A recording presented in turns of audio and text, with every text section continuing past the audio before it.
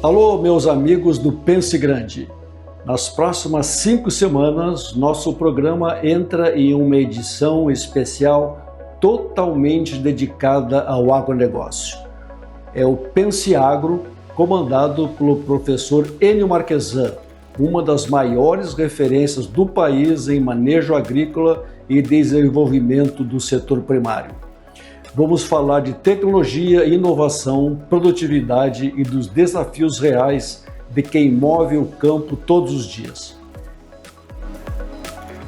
Meu nome é Enio Marquesan e este é o programa Pense Agro. Continuando com as nossas entrevistas, hoje nós temos a presença do professor José Fernando Schlosser, da Universidade Federal de Santa Maria. Vou ler um breve currículo do professor. Professor Fernando, engenheiro agrônomo, é um especialista da área tecnológica em máquinas e mecanização agrícola da nossa UFSM. Ele trabalha no Departamento de Engenharia Rural, onde é professor titular, ministrando disciplinas na graduação e na pós-graduação, como mecanização agrícola, tratores agrícolas, ergonomia e segurança. É coordenador do Núcleo de Ensaios de Máquinas Agrícolas e do Laboratório de Agrotecnologia da Universidade Federal de Santa Maria. Foi pró-reitor adjunto de pós-graduação e pesquisa, coordenador de pós-graduação e coordenador de pesquisa da UFSM em diferentes mandatos da reitoria da UFSM. Também foi vice-presidente da Sociedade Brasileira de Engenharia Agrícola. Foi membro do Comitê Assessor da área de Engenharia Agrícola do CNPq, o Conselho Nacional de Pesquisa Científica e Tecnológica. O professor Fernando tem forte relação com empresas fabricantes de máquinas, implementos agrícolas, com produtores rurais. Ele trabalha também aí na parte de formação de recursos humanos, produzindo informações, testando produtos, tecnologias, validando tecnologias. Tive o prazer de trabalhar com o professor Fernando também em alguns projetos de pesquisa na UFSM. Seja muito bem-vindo, professor. Muito obrigado. É um prazer estar aqui com o colega, né, e poder conversar um pouco sobre essa área de tecnologia e mecanização. Perfeito.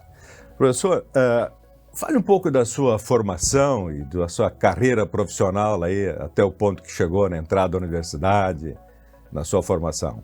Sim, eu me formei aqui na Universidade Federal de Santa Maria, aí depois eu fiz mestrado e doutorado nessa área de energia e mecanização, o mestrado em Santa Maria mesmo e o doutorado em Madrid, na Espanha. E depois, já com uma certa idade, me interessou muito a área do direito, eu acabei fazendo curso de direito e especialização também nessa área. E marcou também na minha vida uma especialização que eu fiz na Itália em 1990, na parte de planejamento da mecanização e dimensionamento de frotas de máquinas para diferentes tamanhos de propriedade, né? Então, essa digamos, formação que eu tive, toda ela voltada para essa parte de energia e mecanização, me deu condições de fazer uma carreira bastante grande que completo agora, nesse final de ano, 40 anos de universidade. E entrou na universidade antes dessa formação completa, doutorado? Eu entrei, o primeiro contrato que eu assinei serviço público foi na Universidade Federal de Santa Catarina. E como professor de mecanização em 1985.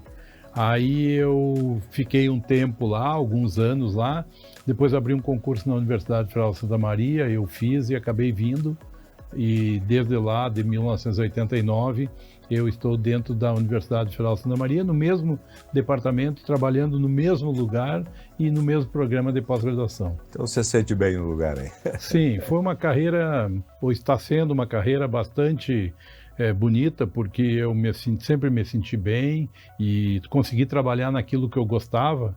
E quando a gente trabalha em algo que a gente gosta, a gente aproxima o prazer da profissão, então acabou sendo uma condição muito cômoda para mim.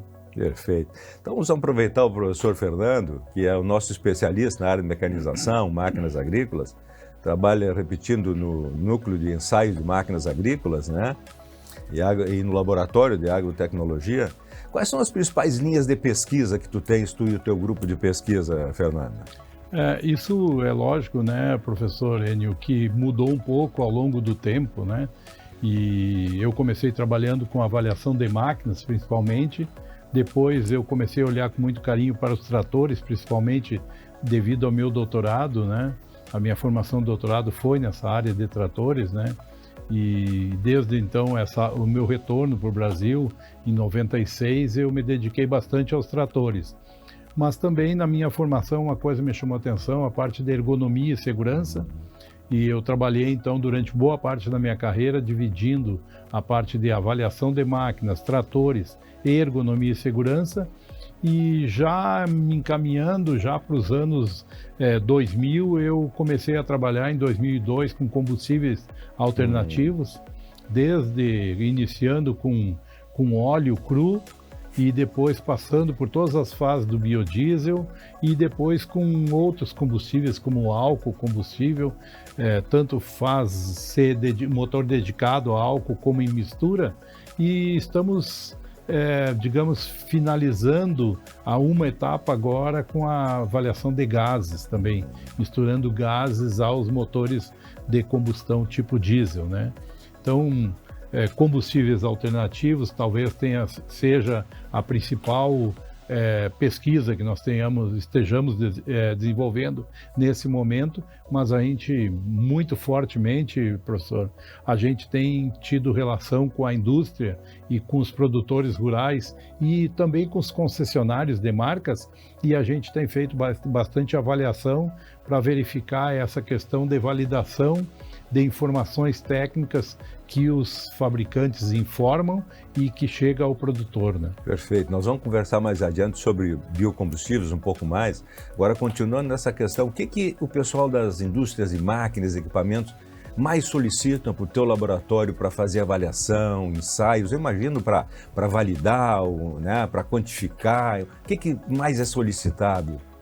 Na verdade, o que as empresas mais buscam dentro da universidade é uma avaliação imparcial, essa que o serviço público e a universidade pública podem fornecer e que, digamos, tira qualquer dúvida sobre uma avaliação que poderia ser parcial feita por uma equipe de fabricantes, né? Então eles buscam que a gente forme uma equipe e principalmente avaliação de qualidade, né? Então a gente tem feito trabalhos de avaliação de qualidade desde os tratores até pulverizadores e principalmente também máquinas de colheita. E isso é feito a campo. Então a gente tem saído muito da universidade, viajado, inclusive fora do estado, centro-oeste, a gente tem ido, né, avaliar para as empresas, né? Então as empresas nos oferecem máquinas das quais eles precisam de uma avaliação e a gente acaba deslocando a equipe para esses lugares. Agora que eu saí da universidade recentemente, eu vejo quanto é importante esse trabalho, esses grupos de pesquisa que têm idoneidade, geram credibilidade, quanto a sociedade precisa disso, né? Para ter uma referência, em quem confiar, né? Se pudesse marcar um trabalho assim, que você saíram, tu e o teu grupo, que te chamou mais atenção, diz, olha, esse me impactou e eu, quando penso nisso, me lembro dele. Sim, a gente tem a memória sempre recente, né?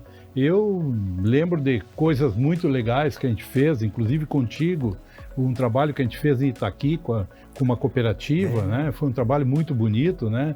Mas a gente sempre olha para o mais recente, né? E nós tivemos recentemente um deslocamento de dois deslocamentos grandes de equipes nossas aqui para avaliar máquinas do Mato Grosso.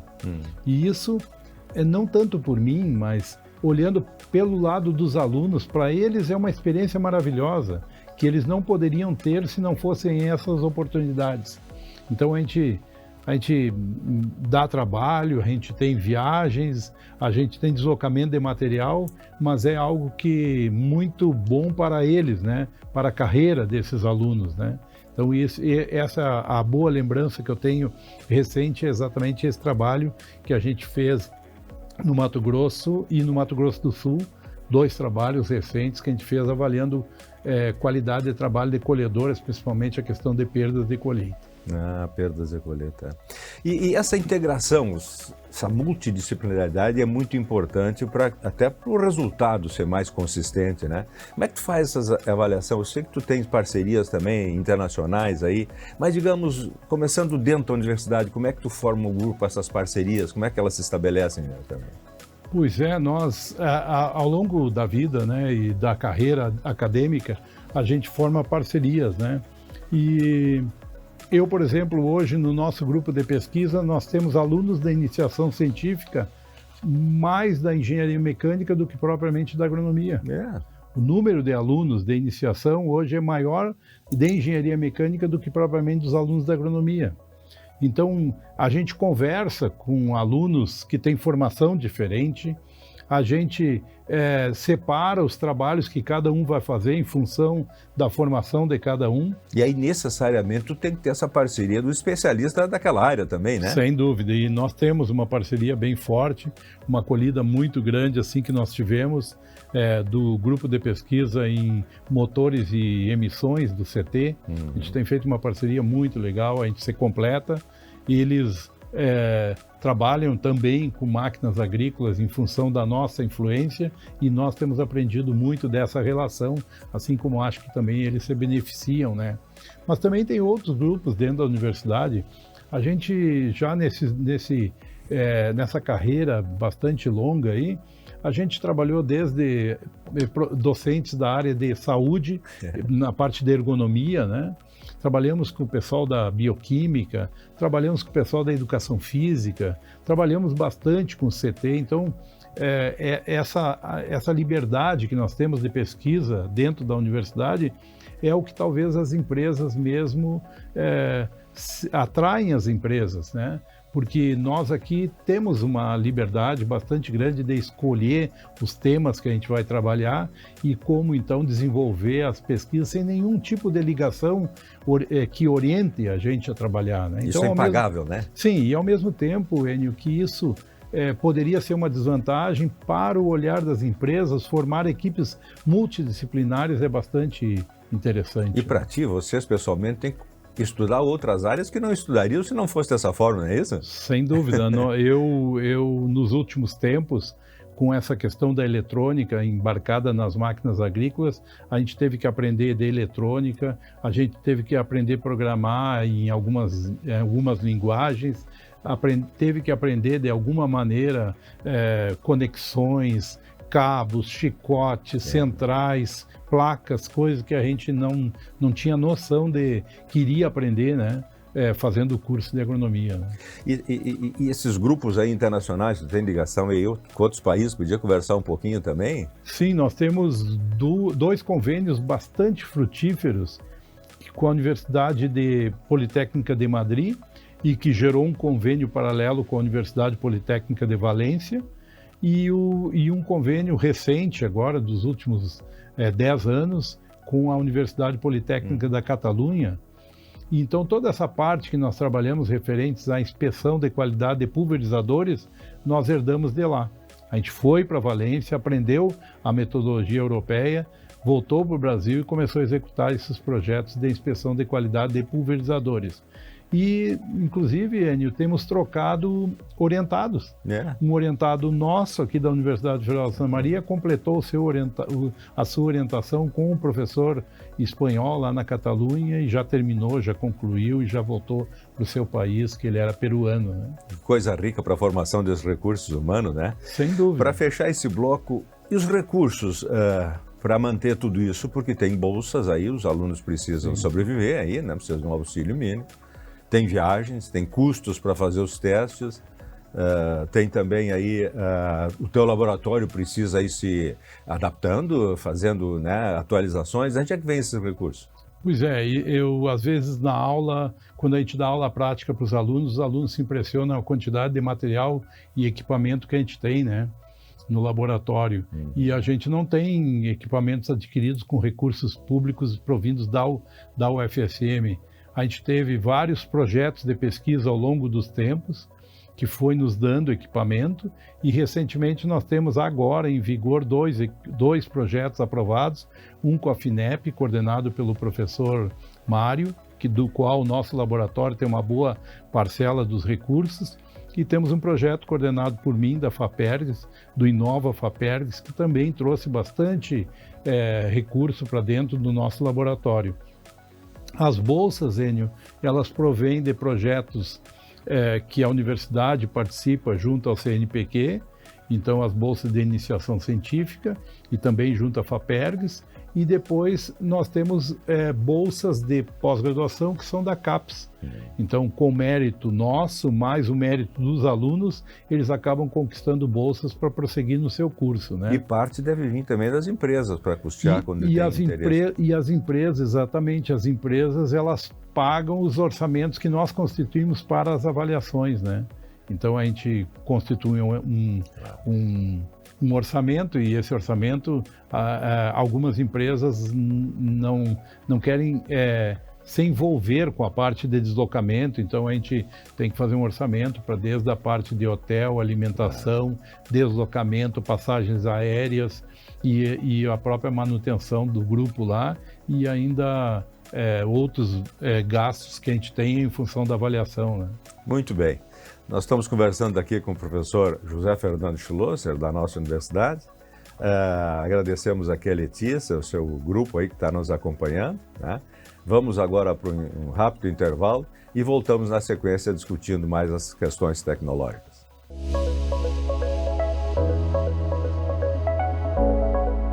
Se tu quer abrir a tua própria loja, a gente te dá o passo a passo. Que baita vitrine, hein? E tá pensando em bombar nas redes e vender online? Temos muitas dicas pra ti. Curte e compartilha. E pra quem quer renovar o cardápio, a gente tem a receita. Um churrasquinho de fundamento. Seja qual for o teu negócio, o Sebrae é pra ti. Acesse sebraeprati.com.br e saiba como podemos te apoiar. O Sebrae é pra ti! O Sebrae é pra ti! Bem-vindo ao 14 Bis. Prepare-se para aterrissar em uma experiência singular de residir no coração da cidade, onde tudo está ao seu alcance. Aqui você tem acesso descomplicado à conveniência, lazer e entretenimento de alta qualidade.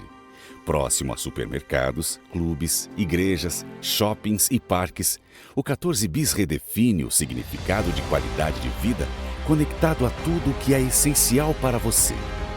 Desfrute de uma vida com segurança e conforto em uma localização privilegiada. Mais do que um edifício, é um estilo de vida. Estamos ansiosos para recebê-lo em breve neste espaço exclusivo, onde cada detalhe foi pensado para criar uma experiência única e inesquecível. Em breve, o 14 Bis estará de portas abertas para ser seu novo lar, transformando seus sonhos em realidade.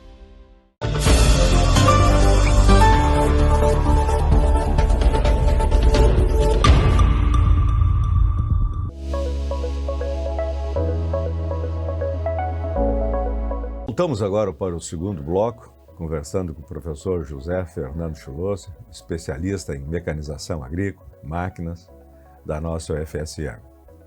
Professor Fernando, podia contar um pouco para nós a evolução dessa história da mecanização agrícola? Que fantástico, né? Como tem evoluído, né? Como até é difícil de ficar atualizado quem não é da área. Conta para nós um pouco essa evolução, professor. Sem dúvida, professor. A nossa indústria de máquinas agrícolas evoluiu muito a partir da década de 60.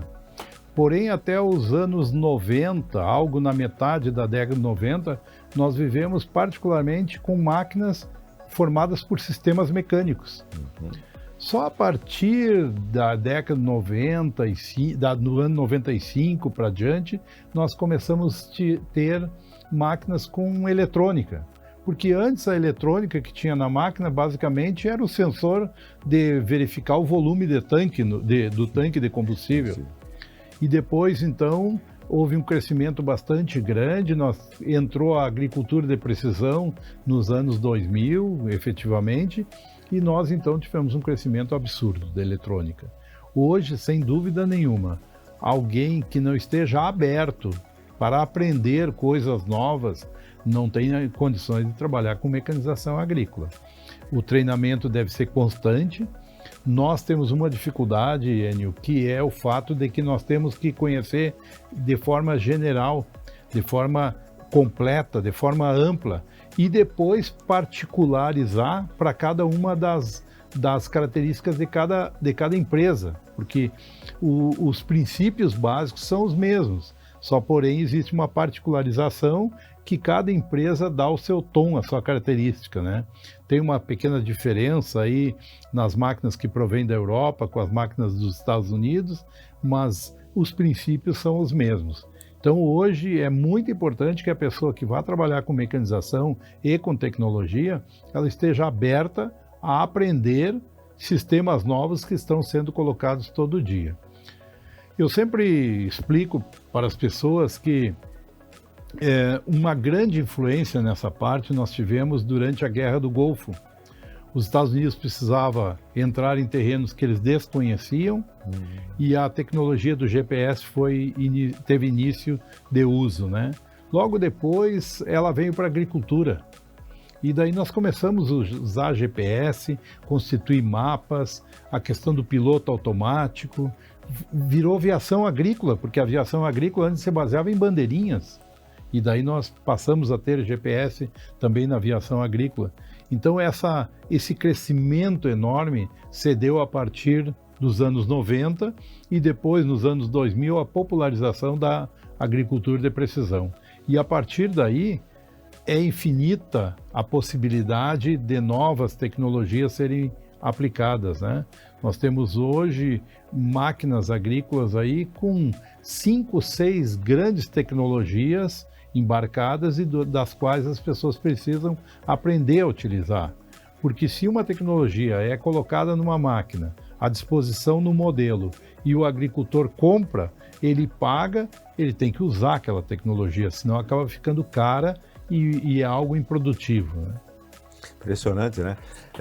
Continuando um pouco essa linha de automação, né? Hoje a gente quer, na agricultura, tudo tipo um mapa, né? Onde está ali a parte de fertilidade, a parte de resistência à penetração, desenvolvimento das raízes, a parte aérea, conhecer a cor, como é que está, né? Quer dizer, a telemetria, acompanhamento do deslocamento da máquina, né? Poder fazer isso lá do escritório. Podia conversar um pouco mais como é que está o uso da parte dessas estratégias, dessas plataformas? Sim, a agricultura de precisão nos últimos anos é algo que cresceu muito. Se formaram empresas muito competentes que conseguem fornecer um trabalho de acompanhamento bastante grande para o produtor. As máquinas respondem com isso. É possível, então, deixar de considerar a área como um terreno médio, né? Então, a gente dizia antigamente assim, olha, essa propriedade tem fertilidade X. Hoje não, hoje é possível dizer que dentro da propriedade existem 3, 4 gamas diferentes de fertilidade e isso deve ser considerado, né? Antes nós aplicávamos produtos pela média, né?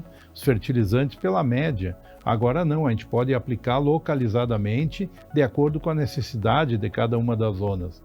Então isso é uma realidade, várias empresas formadas inclusive por ex-alunos nossos aí estão fornecendo esses serviços.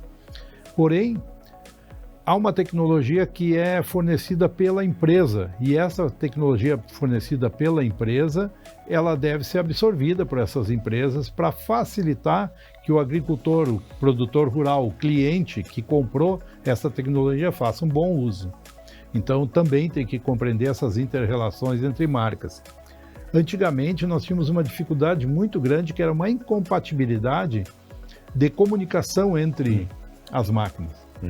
Tinha máquina que se eu tinha um trator de uma marca, eu tinha que usar o pulverizador daquela marca, eu tinha que usar a semeadora daquela marca para que houvesse um intercâmbio de informações entre as máquinas. Hoje não. Com o sistema Isobus, que é um sistema que o Brasil adotou, uma norma, um protocolo, uma norma de compatibilidade, é possível fazer troca de máquinas de marcas diferentes, né? Então eu sempre cito um exemplo bastante interessante, que é o da carreta graneleira. Se uma máquina de colheita está colhendo e ao final, quando ela enche, a carreta graneleira deve acompanhar a máquina na mesma velocidade. Antigamente tinha que haver, ou através de rádio ou através de sinais, um aviso, uma comunicação visual entre os dois operadores. Hoje existem sistemas dos quais a máquina de colheita aprende a forma como que é o trator que está tracionando a carreta graneleira está se deslocando, capta a velocidade dele, adequa a velocidade dele, tão logo terminou de descarregar, ela libera o trator para que ele vá embora, né? Então isso é menor perda, com um custo bastante baixo, né? Porque é uma tecnologia que é a tecnologia eletrônica. Toda vez que a adoção vai aumentando, o custo vai diminuindo. Então, quando isso se popularizar mais ainda, vai ficar um custo bastante baixo, né?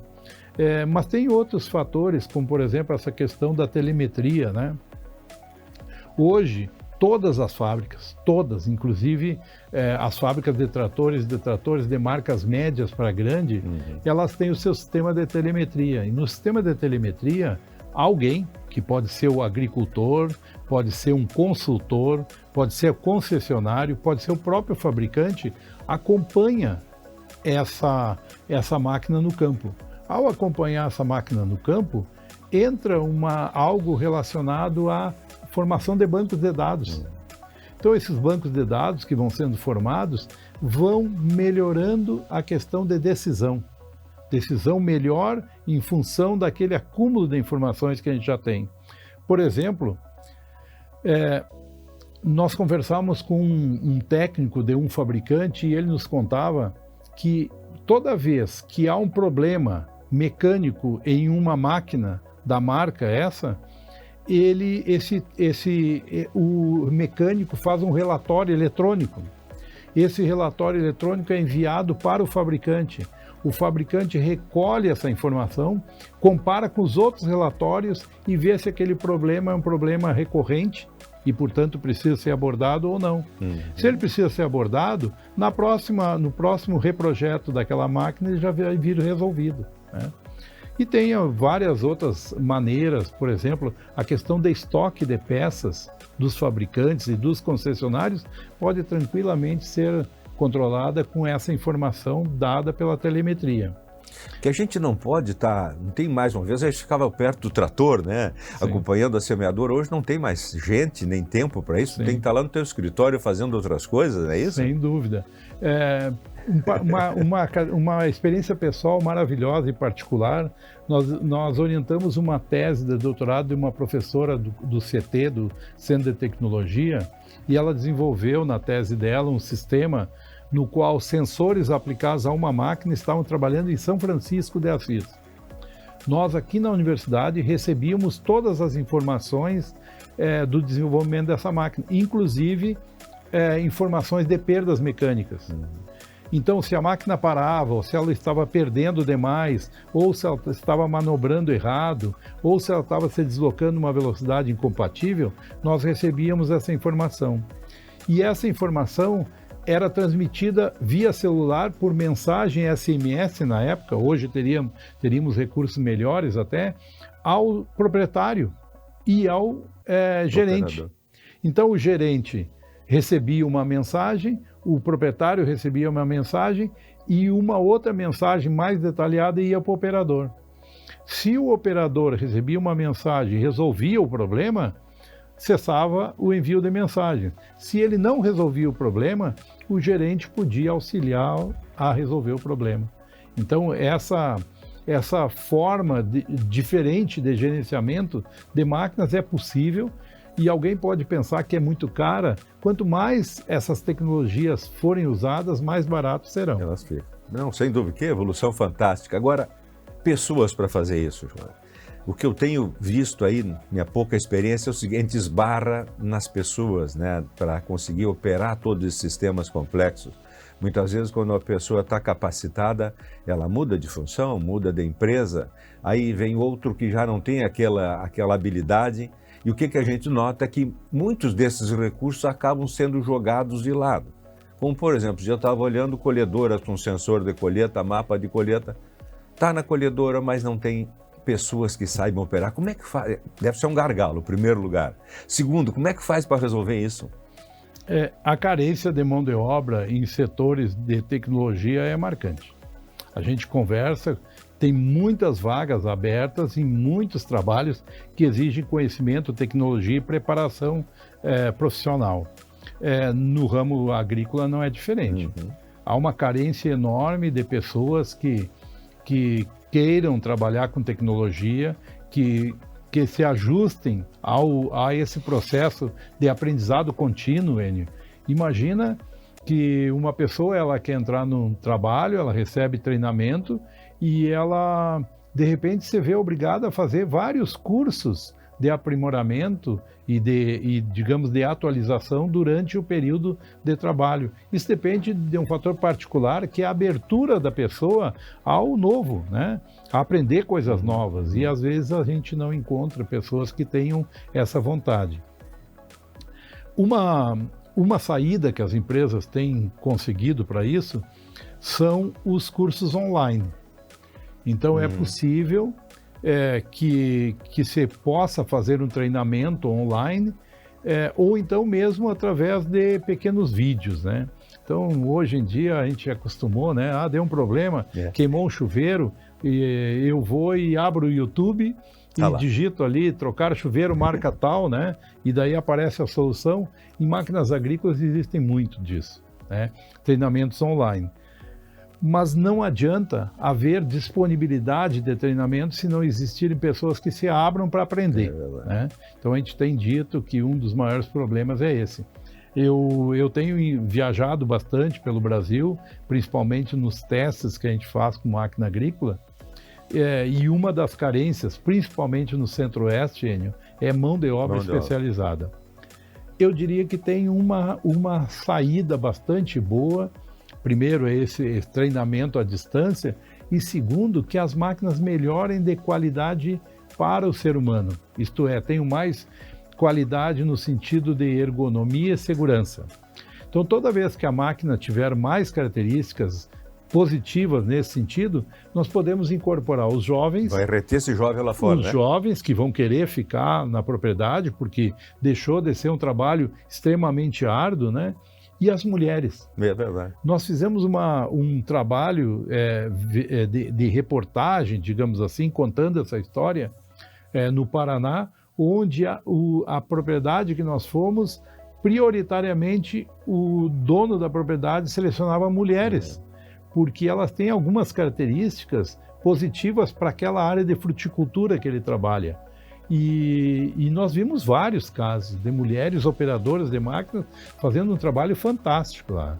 Mas isso só vai acontecer se as máquinas forem cômodas, se forem seguras, se tiverem capacidade para dar conforto para as pessoas e atrair esse público que inclusive é urbano. Que coisa boa. Oportunidades, né? Sim. Tanto para o setor de máquinas quanto esses jovens nossos que estão saindo por exemplo, do técnico aí, nível médio, né? Sem dúvida. E com salários muito bons, certamente, né? Sem dúvida. Hoje, para os operadores dessas máquinas desenvolvidas, o salário é um salário a nível de engenheiro início de carreira, né? Olha aí. Então, uma coisa também que eu vejo como importante nessa dificuldade que nós estamos encontrando é exatamente trazer pessoas novas, né?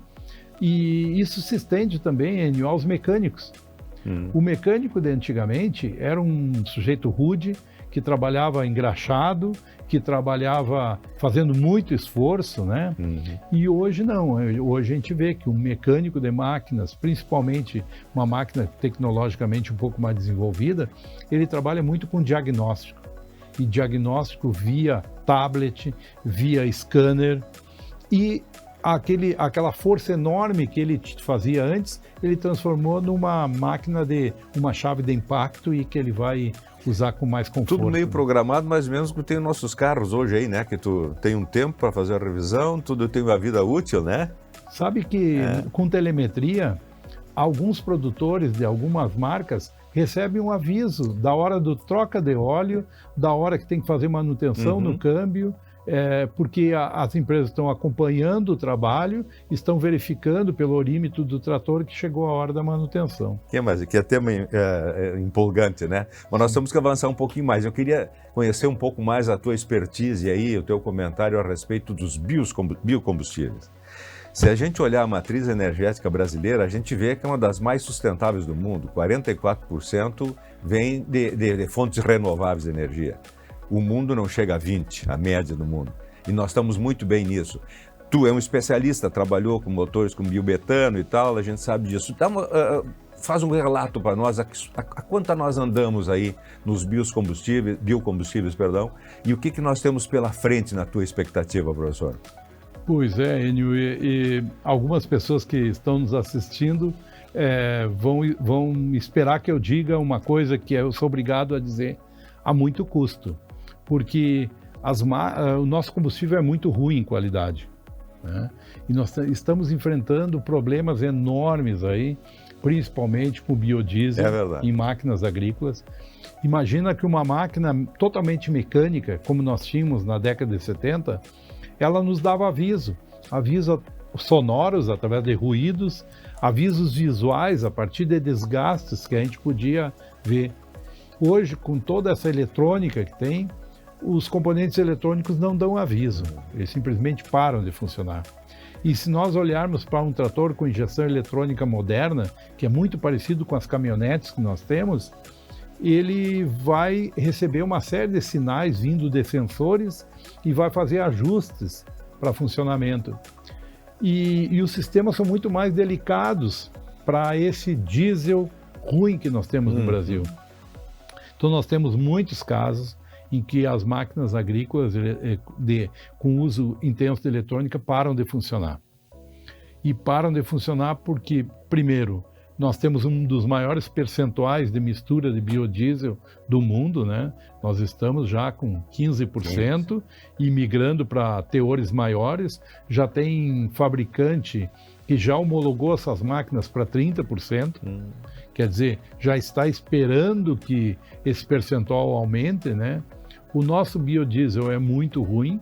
Ele não tem uma terminação como deveria ter, consequentemente, quando ele é misturado com o diesel, nós temos um combustível problemático, então nós temos que vencer isso, né? Outros combustíveis estão sendo testados no Brasil, inclusive por nós, que é a questão da cana-de-açúcar. É completamente incompatível a gente mover máquinas com combustível estranho ao que se está produzindo. Então as usinas de cana, elas produzem cana-de-açúcar e têm o combustível, o álcool à disposição. Então elas gostariam, e é bom para o sistema energético, que elas funcionassem com combustível próprio.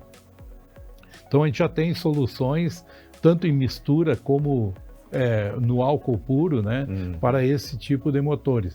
O problema é a escala, né, Enio? Nós temos um número absurdo de carros sendo vendidos no mundo e no Brasil, e o número de tratores é muito pequeno. Você estima, do número de tratores, se estima em torno de 1% a venda de tratores em relação às vendas de automóveis. Então a influência da indústria automobilística sobre a indústria de tratores é enorme. Só que os tratores trabalham em condições muito duras. Principalmente no Brasil, né, onde nós temos clima com variação de clima dentro de um país enorme como é o nosso, e também um certo relaxamento, digamos assim, de controle de qualidade, né? E daí nós temos uma série de problemas aí que a gente todo dia tem enfrentado. Muitos problemas mecânicos aí, né, de entupimento, bombas, né? Sim. Nós temos esse sistema de injeção eletrônica que nós temos, ele não é muito diferente do sistema usado antes. A única coisa é que você troca a bomba injetora por uma bomba de alta pressão, e aí essa bomba é que tem sofrido todos os problemas. É algo delicado. Mais sensível, né? Sensível, que com o diesel de péssima qualidade, muitas vezes, nós há poucos dias atrás tiramos o tanque de um trator, né? E o fundo dele era todo parafina, né? Tivemos que lavar o tanque com água quente para dissolver. E o que o setor pensa disso? Porque dá problema numa caminhonete a diesel também, num trator, né? Como é que nós vamos avançar nisso para... Uma das maneiras que nós temos é melhorar o nosso combustível. Né? Nós temos um problema grande, Enio, que a gente tem que, como sociedade, enfrentar, que a partir da assinatura do Brasil, dos protocolos, todos esses que conduzem para uma melhor qualidade meioambiental, nós, evidentemente, toda vez que nós andarmos no sentido de controlar a poluição, os meios que nós usamos para isso, eles são, digamos, muitas vezes incompatíveis com a alta produtividade das máquinas. Exemplo que eu dou, quando nós trabalhávamos com bomba injetora, os motores davam muito mais potência do que dão agora. Porque se nós liberarmos toda a capacidade do motor em fornecer potência para o mesmo volume de motor, nós passamos das regras as normativas de controle de poluição. E desde 2017, nós temos uma norma que é Proconv MAR 1, que limita bastante os elementos, aqueles principalmente que afetam a camada de ozônio. E isso fez com que a sociedade reagisse de uma maneira, surgindo daí empresas reprogramadoras que liberam, digamos assim, percentagens de potência, evidentemente que descumprindo essa legislação, né? Então, a sociedade está buscando da maneira que seja, mas eu acho que do poder público, a melhoria do combustível seria a sua maior responsabilidade. Muito bem. Deixamos coisa para o terceiro bloco, mas foi muito bom porque abordamos essa questão que é sensível, né, e toca a todos nós, né. Estamos aqui com o professor Schloser aí, com essa aula fantástica. Vamos aí terminando o segundo bloco e voltamos aí na sequência.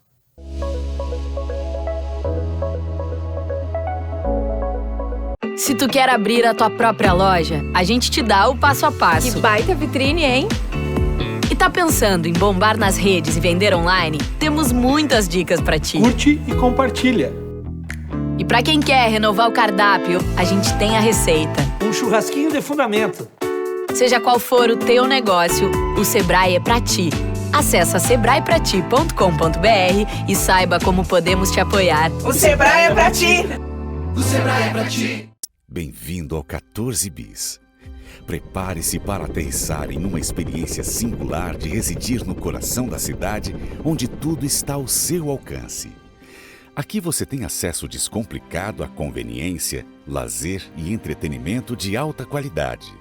Próximo a supermercados, clubes, igrejas, shoppings e parques, o 14 Bis redefine o significado de qualidade de vida conectado a tudo o que é essencial para você.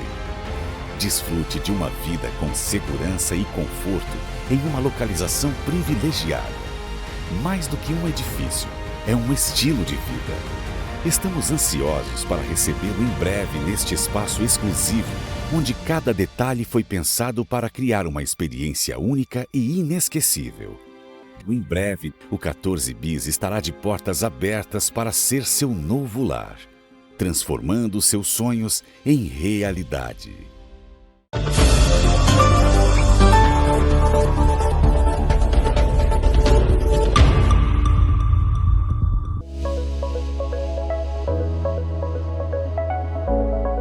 Bem, estamos continuando a conversa aqui com o professor engenheiro agrônomo Fernando Schloser, da UFSM, especialista em mecanização agrícola. E duas questões assim que eu queria ter abordado no bloco anterior e estava tão interessante que ficaram para esse aqui. Bom, a respeito da terceirização de máquinas agrícolas. A situação que eu vejo, tu me corrige se não for bem assim, é que o custo dessa tecnologia embarcada ela é alta. E para ser viabilizado, as propriedades têm que ter escala, tem que ter tamanho. Tá? Isso muitas vezes não fica disponível uma propriedade média. A terceirização seria uma saída? Nós aqui no Rio Grande do Sul não temos, parece, essa cultura, né? Outros estados parece que tem mais. Tu tem experiência, coloca a tua visão disso e como nós podemos encaminhar para que mais pessoas possam ter acesso a essas tecnologias fantásticas que estão nas máquinas. Sem dúvida, Enio, quando se trata de máquina muito especializada, é melhor terceirizar do que ter a sua própria máquina. Por exemplo, existem equipes de empresas que se, por exemplo, a gente vai fazer uso de correção de solo com calcário, é melhor contratar uma empresa dessas que vai fazer o trabalho e se cobrar pelo serviço em área ou por hora, do que propriamente ter a máquina, né? A não ser que haja escala na própria propriedade. Mas o caso se estende a máquinas, por exemplo, e muitas vezes máquina de colheita. Às vezes o agricultor não comporta ele ter uma máquina de colheita. Ele deveria compor a máquina com outras pessoas, né? E dividir o tempo, né? Nós no Rio Grande do Sul, a gente tem experiência nisso, um certo individualismo provoca que as pessoas prefiram ter a máquina ociosa na propriedade do que propriamente compartilhar máquinas, né?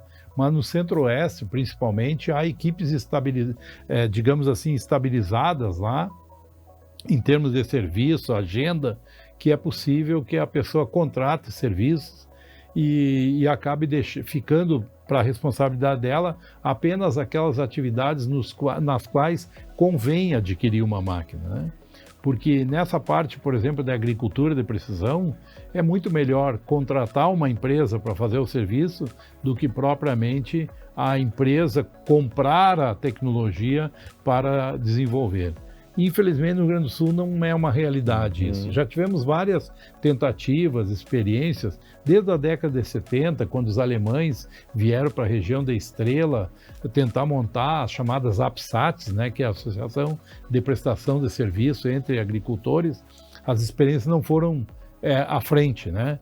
Mas no Centro-Oeste, vários agricultores terceirizam todas as atividades nas quais não é viável adquirir a máquina. E muitas vezes acontece aqui, principalmente com máquinas de colheita. Nós desenvolvemos um trabalho onde nós analisamos a área mínima que deve ter um agricultor para ter uma determinada máquina de colheita, de um determinado modelo.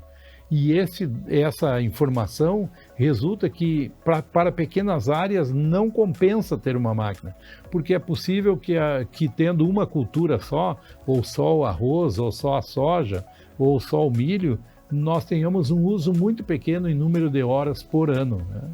E isso, o compartilhamento de máquinas, eu tive uma experiência maravilhosa na Itália, na década de 90, conhecendo o que se chama os consórcios agrários provinciais, que são consórcios que a pessoa tem a máquina e oferece sua máquina para prestar serviços a outros produtores, né? E isso, nós aqui temos essa atividade é muito incipiente aqui. São casos isolados de pessoas que têm máquinas e prestam serviço para outros produtores. Pois né? Sabe que isso é uma coisa que eu acho que nós temos que colocar no debate, na mesa, porque, por exemplo, aqui na nossa região aqui, da Quarta Colônia, aí, nós estamos precisando fazer um nivelamento melhor de algumas áreas. Não é possível que tu vai ter que comprar um GPS para uma área pequena, um conjunto todo, não se paga. Ou nós estamos querendo introduzir, por exemplo, uma soja em camalhão. Aí tu tem que comprar uma camalhoneira para isso, para o cara fazer 2 hectares, não se paga também.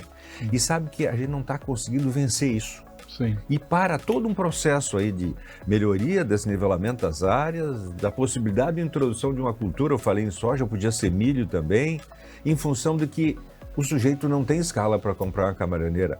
E a gente discute, mas não temos conseguido avançar nisso. Eu não sei como fazer isso. Lembra no passado, Enio, quando nós começamos a trocar o sistema de cultivo de arroz de taipa convencional para o sistema de quadros, e que vinham as equipes de Santa Catarina fazer o nivelamento das áreas aqui, né?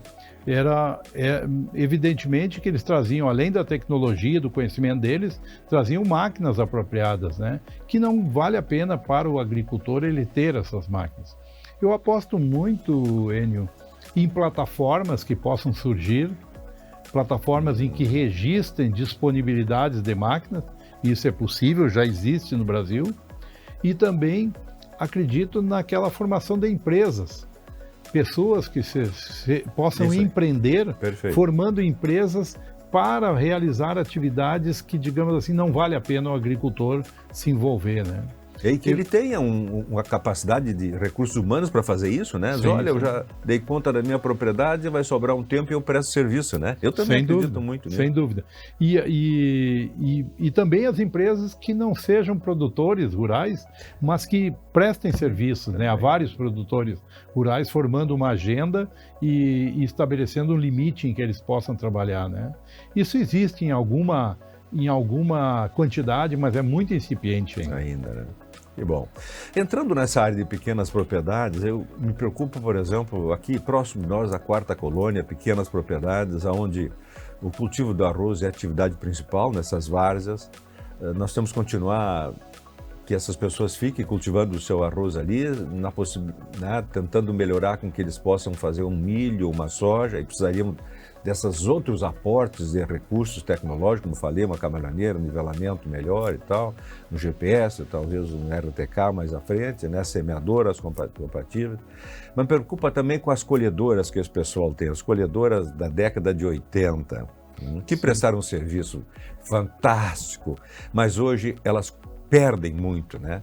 E ao perder isso, o que significa? Não é só a perda do grão, esse grão cai ao solo, o produtor tem que repetir essa área todo ano, ele não consegue semear cedo, porque tem que dar tempo desse arroz que caiu ao solo germinar, se estabelecer, e ele conseguir de alguma forma controlar, seja física, mecânica, né, ou com herbicida, e aí acaba atrasando a semeadura, e aí ele está no ciclo vicioso, semeia tarde, colhe mal, quando nós teríamos que trazê-lo de volta ao sistema, tentar semear cedo. Tem outras dificuldades da semeadura cedo, mas essa é uma importante.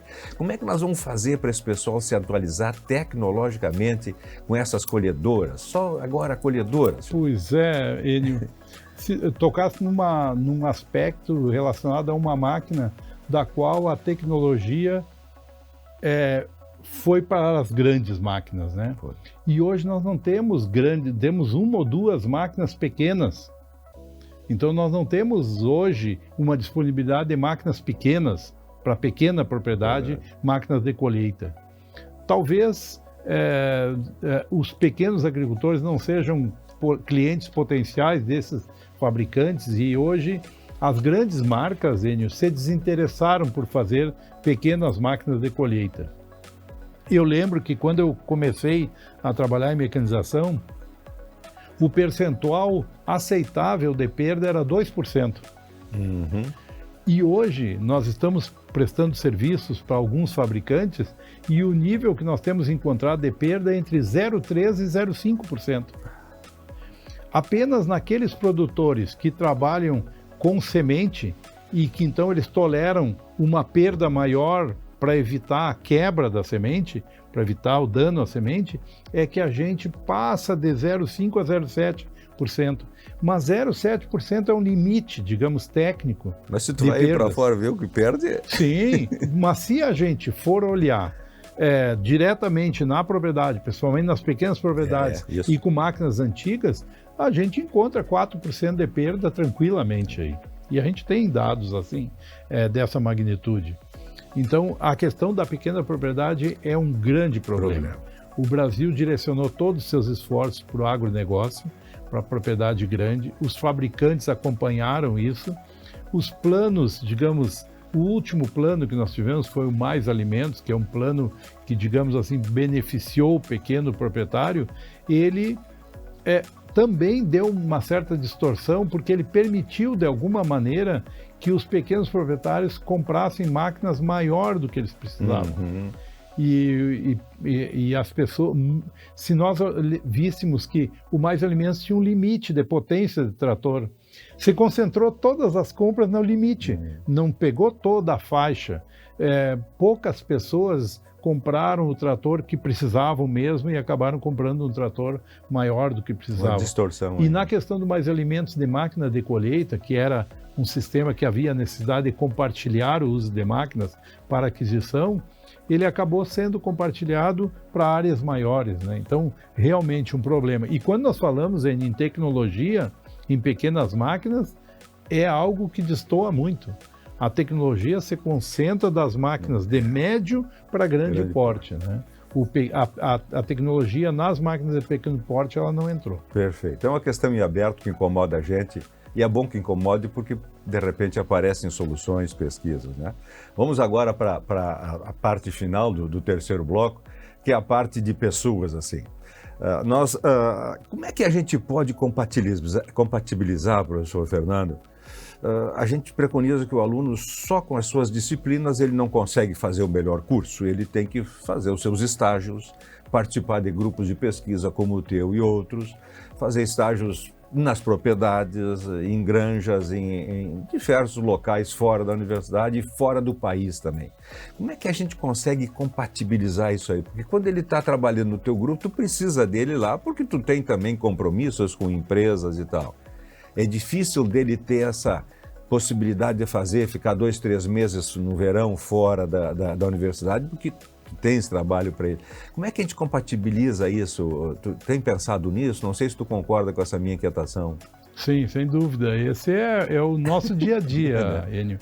E nós, por exemplo, vemos que grande parte dos cursos estão buscando um caminho que é o fato do curso ser seriado. Isto é, com aulas concentradas pela manhã ou pela tarde, disponibilizando um turno para que o aluno use esse turno para se desenvolver tecnicamente. O problema é a questão de motivação. O número de alunos que se motivam para usar esse turno para se desenvolver é muito pequeno. E daí acaba que poucos alunos aproveitam essa facilidade do turno seriado. E a questão da forma como nós conduzimos os cursos, isto é, estabelecendo 15 semanas seguidas de aula no primeiro semestre e 15 semanas no segundo semestre, impede que o aluno mescle dentro do curso um semestre para se aprimorar, para se desenvolver. Então, apenas o estágio lá no final do curso é pouco para o desenvolvimento do aluno. E às vezes ele não encontra a oportunidade, digamos assim, que poderia lhe dar uma formação mais múltipla, uma formação mais variada, de acordo com o mercado, né? Então eu vejo com preocupação, eu vivo isso todo dia, porque os alunos de iniciação científica cumprem uma jornada de 12 horas por semana, 12 horas por semana são 3 turnos de 4 horas, 3 tardes ou 3 manhãs, ou 2 manhãs e 1 tarde. Isso não é suficiente nem para os laboratórios e os grupos de pesquisa, porque perde uma sequência, o aluno não consegue dar sequência a um trabalho, e também não auxilia, digamos, o aluno, porque ele tampouco consegue interromper uma parte didática e fazer uma parte prática, né? Claro. A solução tem sido trazer para dentro da universidade essas oportunidades. Nós temos dentro da universidade vários locais onde o aluno pode, numa formação, digamos assim, direcionada, aprender determinadas coisas. Eu tenho dito aos meus alunos, e principalmente para aqueles que dizem que vão trocar de grupo de pesquisa, que isso é muito bom. Eu imagino que a melhor formação para um aluno seria ele passar por vários grupos de pesquisa durante o curso, e depois, com essas experiências acumuladas, ele pudesse escolher algo da sua carreira para se desenvolver. Quando eu estudei o meu doutorado, eu fui obrigado a dar aula como docente orientado. Como aluno de um orientador, eu ministrava aula na disciplina desse professor. E alguns sistemas acadêmicos europeus usam uma especialização no início do curso e depois, a partir de um determinado período, termina aquela parte, digamos, eclética e vira uma especialização. Então o aluno pode fazer, por exemplo, 2 anos de uma formação eclética, onde ele é um agrônomo parecido com o que nós temos hoje, com uma formação bem variada, e depois ele escolhe um ramo. Ou ele vai ser da parte de fitotecnia, ou vai ser da engenharia agrícola, ou vai ser da defesa fitossanitária e assim por diante. Se ele quiser, com essa formação básica, ele pode buscar 2 especializações. Ele pode ser, por exemplo, da área de fitotecnia e pode ser da área de engenharia agrícola, trabalhar com plantas, por exemplo, e com irrigação. E, evidentemente, que ele prolonga a sua carreira de 4 anos ou de 5 anos para 2 anos a mais. mas essa ideia nunca foi implantada nos nossos cursos aqui. Alguns cursos no Brasil têm digamos, essa ideologia, e que é uma ideologia que se aplica nos países da Europa, né? Mas aqui, a saída que nós temos, eu confesso, jamais uma pessoa faça uma carreira, independente de ser uma carreira em qualquer um dos cursos, principalmente da área que eu conheço, que é tecnologia, e se prenda apenas à atividade acadêmica. Procure fazer algo além da sua carreira, fazendo um aprendizado através do acompanhamento de trabalhos, principalmente como na nossa estrutura aqui, nos grupos de pesquisa. E tenha uma motivação especial para aprender coisas novas. É imprescindível que quem trabalhe com tecnologia seja uma pessoa de mente aberta para duvidar do que sabe. Quer dizer, a partir do momento que ele pensa que ele tem uma carreira formada, ele saiba que vai ter que ter sempre um acréscimo. Eu, como eu contei, eu tenho quase 40 anos de carreira e todo dia eu tenho aprendido coisas novas, ou com os meus alunos, ou com os meus colegas, ou com a própria atividade da agricultura que a gente acompanha, né? E a gente se surpreende às vezes, no final de carreira, já com tantos anos de experiência, a gente aprendendo Arduino, por exemplo, aprendendo eletrônica, aprendendo informática, determinadas linguagens. Isso é uma coisa que é particular, é individual de cada pessoa, mas é um conselho que eu dou a todas as pessoas que vão para esse ramo de tecnologia, abram a mente para estar sempre aprendendo. Quem quer sossego, essa parte de tecnologia não é o lugar. Não é o lugar. Que coisa boa. Antes da tua mensagem final, eu queria ver o seguinte: essa experiência toda que nós temos aqui, ela se completa se a gente puder ter uma experiência fora do país também, né? Como tu tiveste, como quem teve a oportunidade, né? Tem que agradecer a Deus por isso. Acho que nós tínhamos que tentar estimular que essas pessoas, esses alunos nossos, tivessem uma oportunidade no outro país, seja onde for, saia, para ver as dificuldades, né? Uma cultura diferente. Isso acho que tinha que abrir um espaço na formação desse aluno para passar 2, 3, 4 meses fora, né? Sem dúvida. Na Europa, o programa Erasmus é exatamente essa filosofia. É tirar o aluno que está num curso superior e levá-lo a uma realidade diferente. Pode ser mais avançada ou menos avançada. Pode ser tirar um aluno, por exemplo, português, e levar ele para a Finlândia ou levá-lo para a África. Mas tirar um pouco da sua realidade para que abra a mente, né?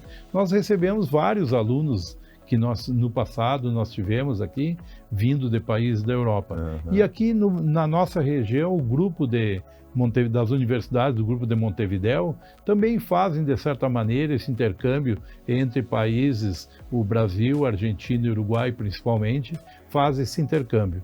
Nós temos uma rede de docência que a gente executa entre 3 universidades europeias da Espanha, com países da América Latina, e a gente já conheceu a realidade de vários países.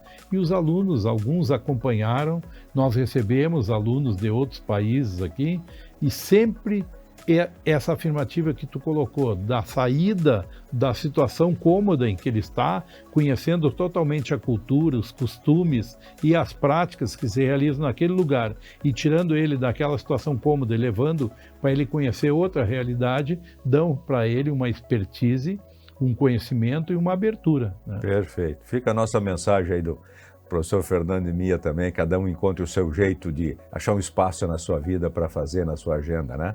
Sim. Estamos terminando essa conversa fantástica com o professor Fernando Schlosser agora e deixamos mais uns 15 segundos para a tua mensagem final, te agradecendo mais uma vez a vinda aqui, te parabenizando pelo teu trabalho e teu grupo de pesquisa também.